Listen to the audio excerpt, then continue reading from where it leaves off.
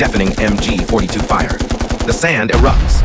You think veteran experience prepares you until you step into the meat grinder of Omaha Beach. Let's rewind. June 6, 1944. Operation Overlord. The largest amphibious invasion in human history. To the world, a glorious crusade. But for Dave, it was pure hell. He isn't a trembling rookie anymore, yet staring at the French coast, his hands shake. Sergeant Brick watches the horizon. The brutal math is clear. The Germans have fortified the high ground. The Americans only have numbers. 30 men packed into a flat-bottomed Higgins boat. The English Channel tosses them violently. Seasickness mixes with suffocating dread. Brick carves into the wooden hull with his combat knife. 5 exit draws, all covered by reinforced concrete bunkers, a fatal funnel. He holds up a German 7.92mm casing. Hitler's Buzzsaw.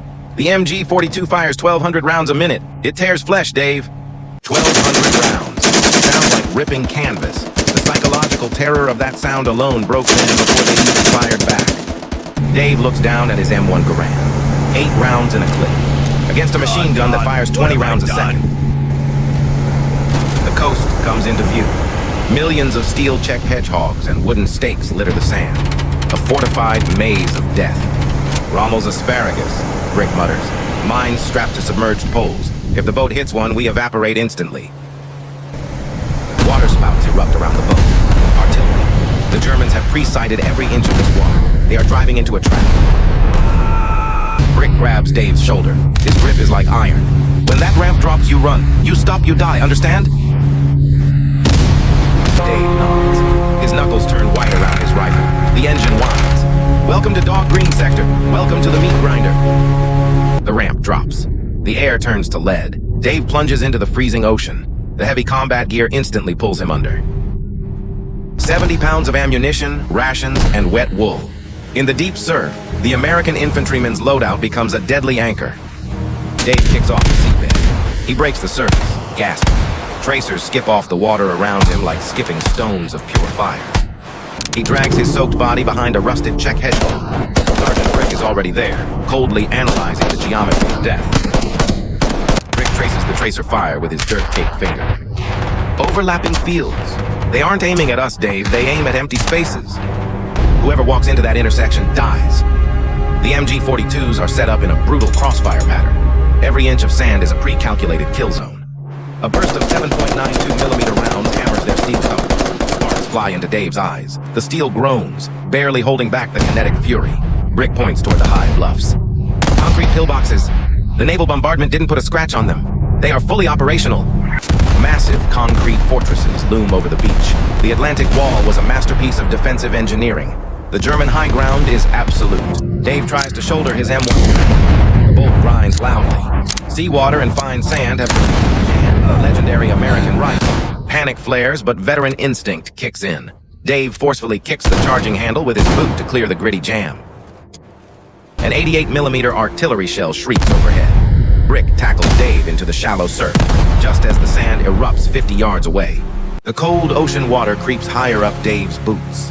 Nature and the enemy are working together. The beach is shrinking by the minute. Brick checks his Thompson submachine gun. If we stay, we drown or bleed out. We have to breach the seawall now. 300 yards of open sand. To a civilian, it's a short walk. To an infantryman on Omaha, it is an infinite graveyard. Dave tightens his helmet strap. Skill doesn't save you in a crossfire. Survival here is a terrifying random roll of the dice. Entire platoons are pinned down. Moving means death. Staying means the tide will drown them. A psychological paralysis grips the beach. Squad to their left makes a run. The MG42s instantly pivot. The sand erupts in a violent line of kinetic destruction. He is hunting for the mechanical weapon. Listen, Brick shouts. The MG42 overheats. When the firing stops, they must swap the red-hot barrel. We have exactly 7 seconds. Firing 1,200 rounds a minute melts the steel. The German crew has to physically remove the smoking barrel, creating a fatal pause. 7 seconds to cross the abyss. Dave drops his heavy, waterlogged assault pack. Speed is his only armor now. But the seawall is blocked by thick concertina wire. An engineer cowers nearby, clutching a steel Bangalore torpedo, the key to the gate. Brick locks eyes with the engineer. He points to the seawall, then holds up a fist. Wait for the pause. Wait for the heat. Dave's heart hammers against his ribs. He presses his back against the cold steel hedgehog. The noise of the battlefield fades into a heartbeat.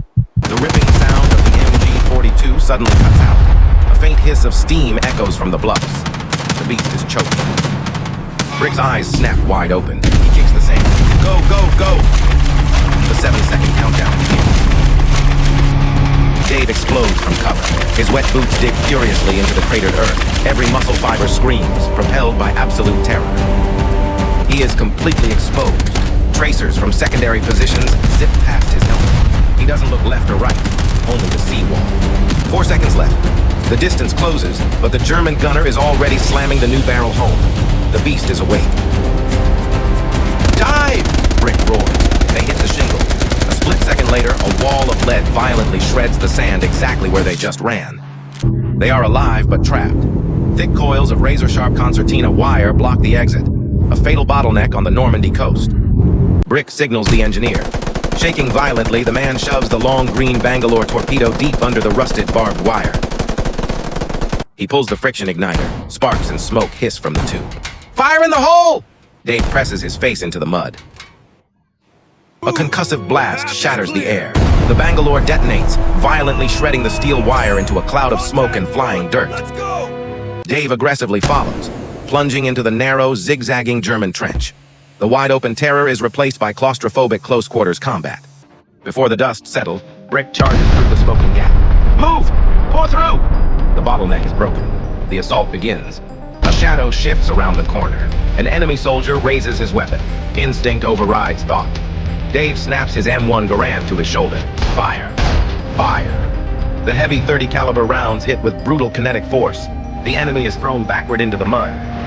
The 8th round fires. The empty clip ejects with a sharp, iconic ping, a sound that meant survival for the American infantry. Dave's chest heaves. Training makes you pull the trigger, but nothing prepares you for the crushing weight of the aftermath. No respawns. Brick pushes past him, pulling the pin on a Mark II grenade. Clear the bunker. He tosses the iron pineapple into the dark concrete slit. A muffled, heavy explosion violently shakes the ground. Thick dust and smoke violently blow out of the bunker slit. The MG42 is permanently silenced. The sector is secure. Dave slumps heavily against the cold concrete wall. He survived the beach, but the war has only just begun. Dave looks down from the bluffs. The beach is a smoking graveyard of shattered steel. The silence is deafening. Thousands of landing crafts, tanks, and weapons lay abandoned in the surf. A devastating mechanical toll paid for a few yards of sand. Brick drops an empty magazine into the mud. He doesn't celebrate, he just reloads. For the veteran, survival only means the next fight. Dave stares at his hands. The trembling has stopped, replaced by a cold numbness. The ping of his rifle still echoes in his soul. Brick locks eyes with Dave. No words are spoken. They share the silent, invisible burden of the men who didn't make it up the sand. They turn their backs to the ocean.